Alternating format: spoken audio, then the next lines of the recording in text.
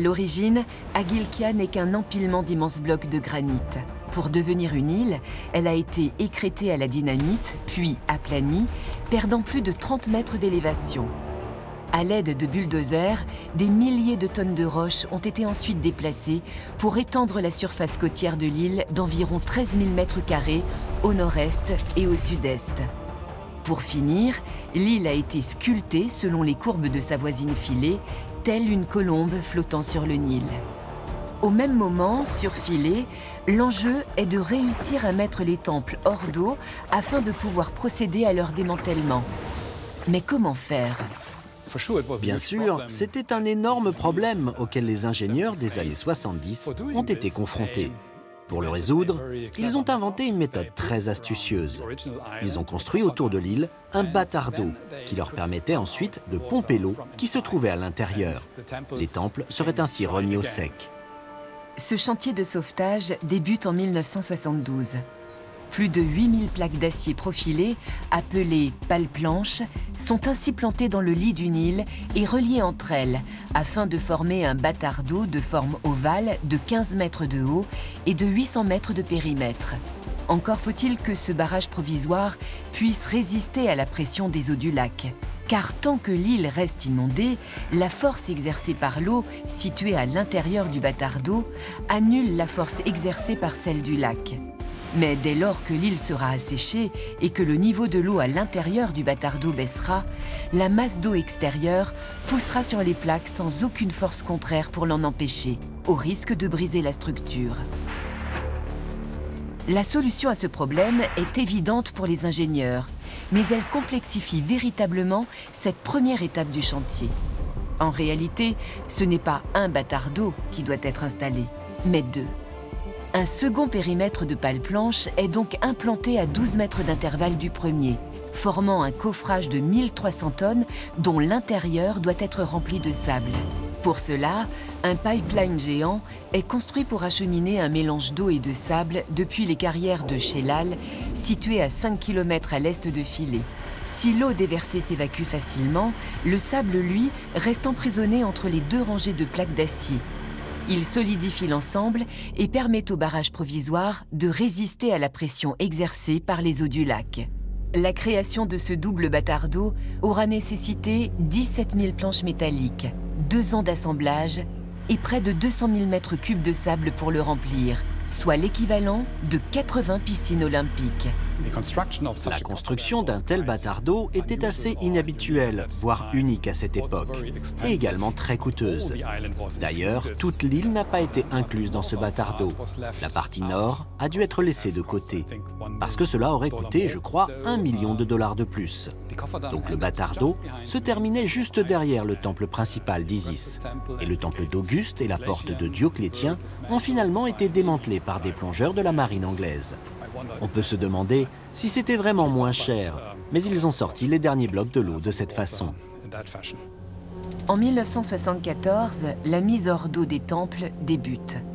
De puissantes pompes de drainage entrent alors en scène afin d'évacuer toute l'eau contenue à l'intérieur du bâtard d'eau. Mais après avoir passé plus de 70 ans immergés dans le Nil, les temples ont les pieds dans la boue. Du limon s'est en effet accumulé à la base de tous les édifices sur plusieurs mètres de hauteur. Pour remettre à jour ces fondations, des centaines d'ouvriers égyptiens vont être embauchés sur le chantier. Alessandro Roccati est à cette époque un jeune égyptologue italien, envoyé à Philae pour participer au travail d'identification des blocs qui seront démontés. Il se souvient de cette expérience hors du commun. J'ai vu avec quelle délicatesse et quelle souplesse les Égyptiens à la main ont nettoyé le site. Je pense que c'était un travail assez considérable et un défi qui se présentait pour la première fois dans cette dimension. Cette épaisse couche de limon qu'il a fallu déblayer à la main a tout de même eu un impact positif, car elle a protégé ses parties basses, ensevelies à l'abri de l'air et de l'eau pendant 70 ans. Ce phénomène est encore visible aujourd'hui sur les édifices. Une ligne horizontale délimite cette zone basse préservée de la zone supérieure qui était immergée et sur laquelle les fluctuations du niveau de l'eau ont abîmé et assombri le grès des façades et des colonnes. Et c'est une marque qu'on ne pourra jamais enlever des murs du temple. Donc la submersion a laissé une sorte d'empreinte digitale, si on peut l'appeler comme ça. Déblayés à hauteur de leur fondation, les temples vont pouvoir être démontés pierre par pierre. Se pose alors la question de la manière dont ces dizaines de milliers de blocs peuvent être identifiés et répertoriés. Pour commencer, les topographes doivent réaliser une cartographie complète de l'île et de ses monuments. Le travail des topographes, il était d'une précision extrême. Et on a émailloté, pour ainsi dire, l'île dans une relevée topographique générale qui concernait les monuments en horizontal et en vertical, et les uns par rapport aux autres.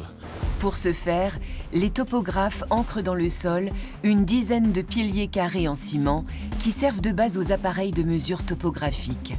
En parallèle, ils insèrent dans la maçonnerie des édifices près de 560 repères en acier inoxydable. En effectuant des mesures par triangulation entre les bases et ces repères métalliques, plusieurs réseaux de points et de lignes se dessinent.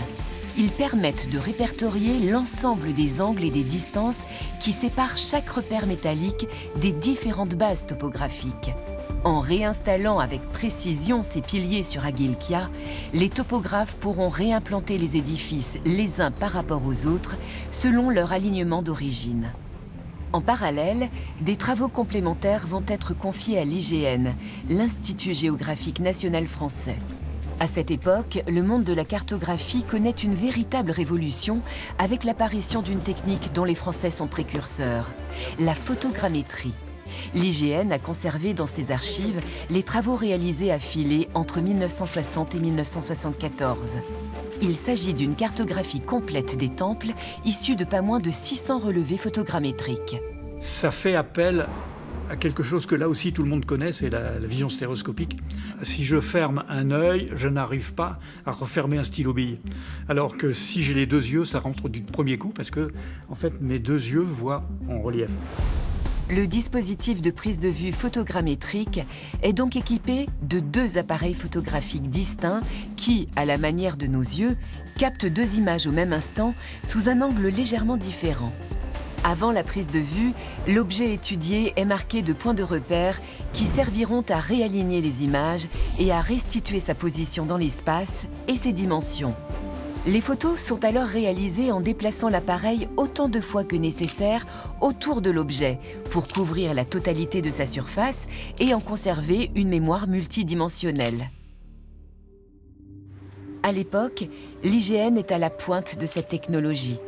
Grâce aux appareils dits de restitution, les opérateurs analysaient et assemblaient les différents relevés pour restituer l'objet sous la forme d'une représentation en 2 ou 3 dimensions.